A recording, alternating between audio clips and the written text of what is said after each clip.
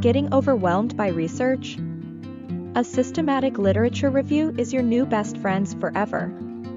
So if you are feeling very lost and overwhelmed when looking for tons of articles and papers for your research paper, watch this video to learn about the power of a systematic literature review. It will revolutionize your research life. So, what is a systematic literature review? A systematic literature review is different than a literature review.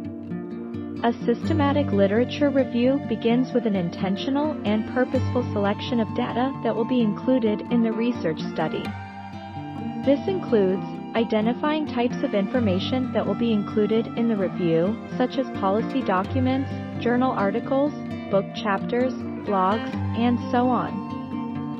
Criteria used to ensure inclusion of potential pieces of work, such as the scope of the review, types of data to be included, and search terms for identifying types of information, and any other specifications, such as the language of the information. Have you used a systematic review approach before?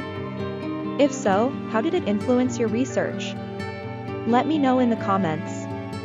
Do not forget to like this video and subscribe to my channel for more research and writing knowledge for your academic success.